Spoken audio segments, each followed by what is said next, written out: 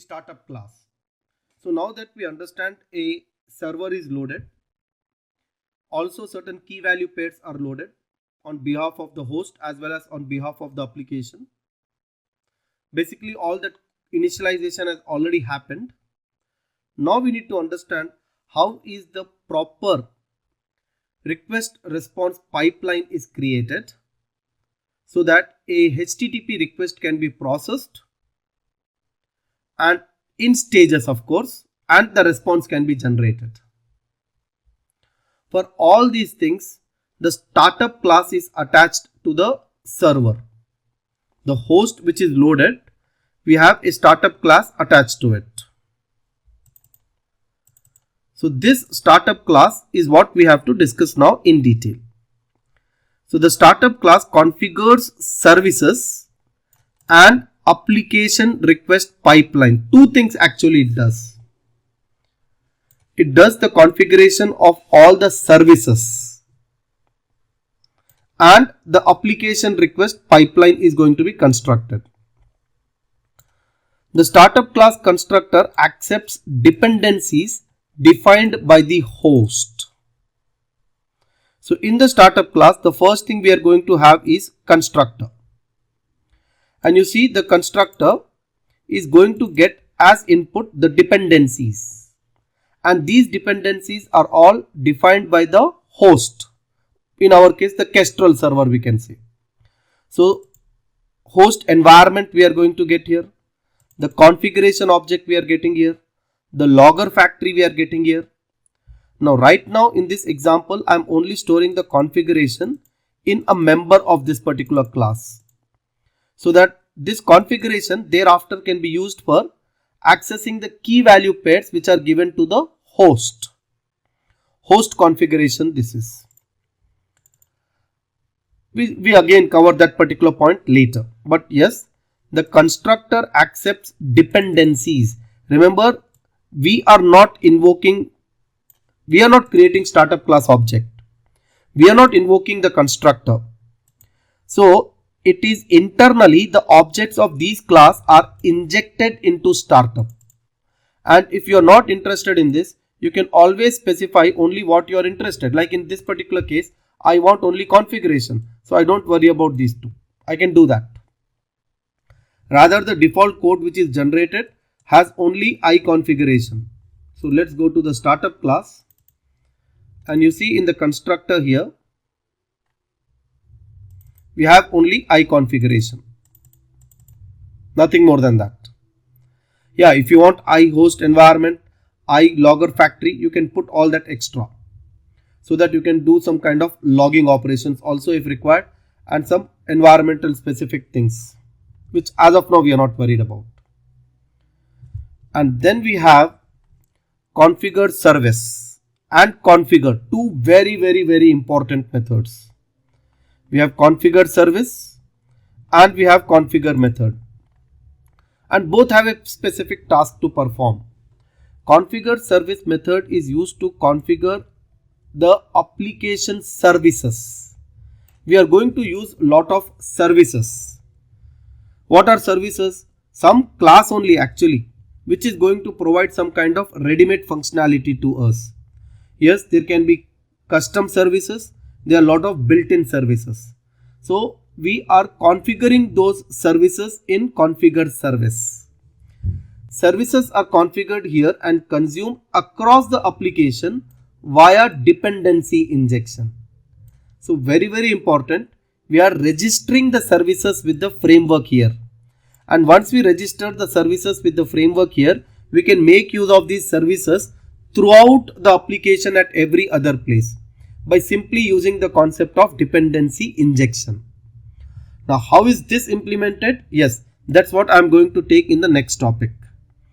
But at the same time, you should know there is a configure method and that is used to create the application request pipeline. So let us go into details of each one of these now. What is configure and then what is configure service. So now, first let us understand configure method. And this is very high level I am giving you at this point of time. Again, one full session we are going to dedicate to understand this whole process of something called as middleware. The configure method is used to specify how the app responds to a HTTP request. Yes, how the application is going to respond to an HTTP request is all decided by the configure method. The request pipeline is configured by adding middleware components to iApplication Builder instance. So here you should see the configure method is getting us iApplication Builder, and into this application builder we are adding different middlewares. So this is adding one middleware, this is adding a middleware, this is adding a middleware, this is adding, all these are middlewares. So if you remember, when I run the application, I press Ctrl F5 and I get this cookies stuff, right? This cookie stuff is coming. I close my browser completely. Just terminate this and I comment this line, the cookie policy. Now we will not get that warning.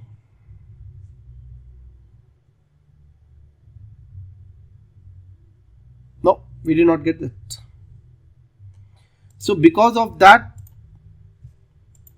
middleware, there was some extra code which was induced into our request or response, either request or response, sometimes both, sometimes only one. Use HTTP files, use static files. It is because of this middleware the runtime knows that the static files are in www root folder. HTTPS redirection. It is because of this only, though I submit a request to HTTP, it was getting redirected to HTTPS. Actually nowadays it is recommended that every site which is getting dynamic input from the user is supposed to do it over HTTPS.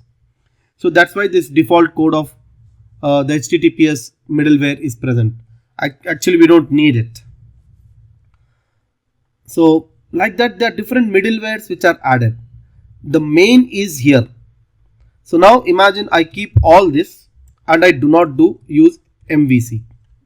Now if I run this, that's it. Nothing is going to happen. The controller is not going to execute. I put home, nothing will happen. Home/index, nothing will happen because MVC does not come into the picture now. The controller object will not be instantiated. The action methods will not be called. All that is happening because of this middleware, use MVC. So this is compulsory. You can get rid of this. Yes, your project will surely have static files, so you will need this. You can get rid of this. You can, if you want to do exception handling properly, custom error handling, basically you need this. Or if you are doing development, basically this is again checking whether it is development environment or not. So I host environment is getting injected to this particular method. Like in the constructor, if I want, I can put I host environment in the constructor also. Here also we are getting I host environment. Mind you, something very important, neither configure service nor configure is an overriding method. Rather, for startup there is no parent class only. But beautifully, this class instance is created and these methods are called by their names. So their names are supposed to be like that only. You cannot change it the way you want it. And where is the startup class registered? I already showed. It's getting registered in main. In main, the whole thing is getting registered. So the startup class configure service is responsible for configuring all the application services so that these services can be injected into rest of the application and we can use it over there. And configure is responsible for adding the middlewares in the request response pipeline so that the middlewares can perform some action to the response which is going to be generated to the browser. Yes, these are all built-in middlewares. We are going to see many more built-in middlewares, how to write our custom middlewares and all that story. But at this point of time, we want to focus more upon configure service. So I believe this is much clear. The configure method is used to specify how the application responds to the request. The request pipeline is configured by adding middleware components to the application builder instance. These are all middlewares which are added. Yes, any middleware has the authority to block the request.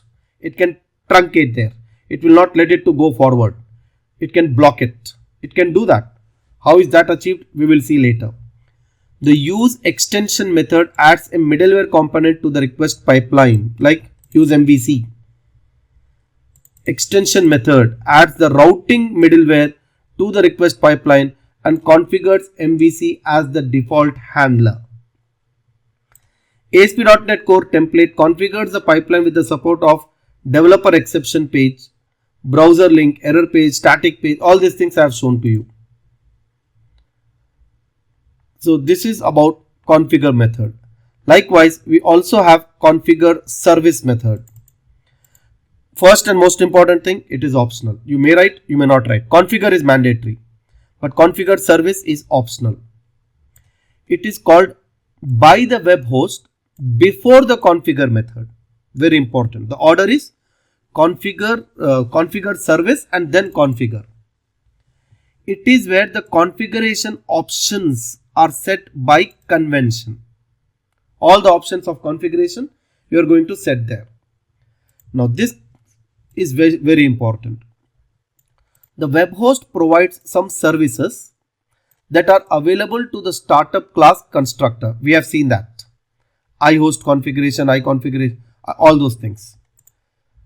The app adds additional services via configure service. Some services are coming via host and there are additional services which we are configuring it. Both the host and app services are then available in configure and throughout the application. For example, iConfiguration is a service which is taken care by the host. So if I want to read any configuration data, I can go to the controller and in controller I can add a constructor. I'm just giving you a very high level home controller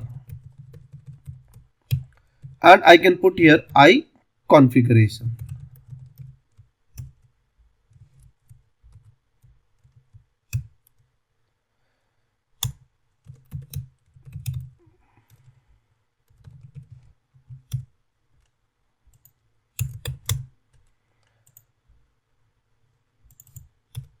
So now I say iConfiguration.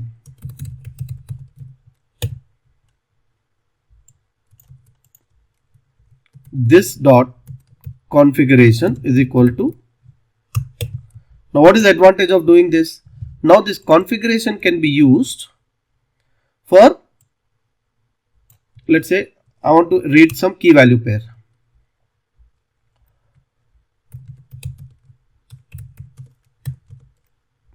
I can say configuration of some key, let's say K1. Now what is this K1? K1 will be some key value pair. So I go to app settings and here I will add a key with some value.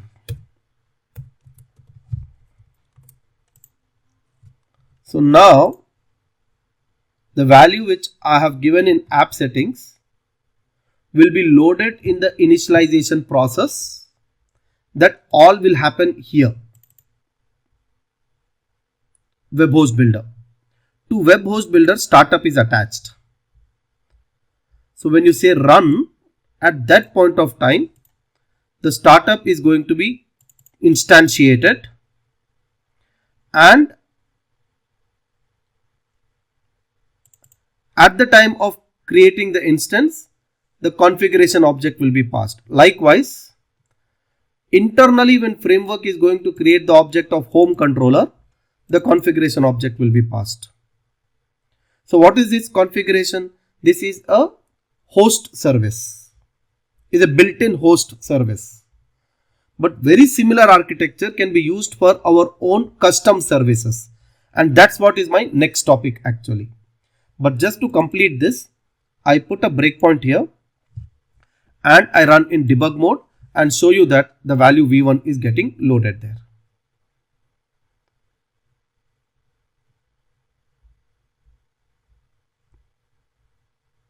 v1.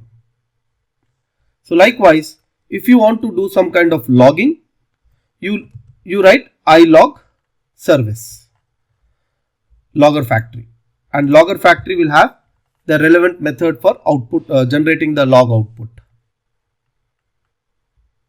So that's what is configure service method all about. You see here there is some more example, just a dummy example right now. If any kind of data context object has to be created for entity framework, so that we are doing it here. So this is the data context object which we want to register, and the data pertaining to this we want to store it in SQL Server. Something to do with entity framework, but yes, this is also one initialization which is happening. Likewise, we are saying there is a application user class responsible for doing identity initialization, security. Add MVC. Basically, lot of MVC related classes are registered here. Add transient. These are all custom classes. Actually, this is the core method. Add transient. There are some more methods which we are going to discuss in dependency injection. But these are all extension methods which are internally doing lot of stuff for us, of doing some kind of initialization on these classes, so that these classes can be injected into our project. I can now inject application DB context. Wherever I want, I can inject application DB context and use it. Likewise, I can inject identity application user and use that. Identity role can be injected and used. So these things we'll have to understand, but let us focus more on how a dependency injection is implemented in next topic. But I believe this gives you clear picture about how is configure and configure service very important in a request response life cycle of an ASP.NET Core application. Thank you.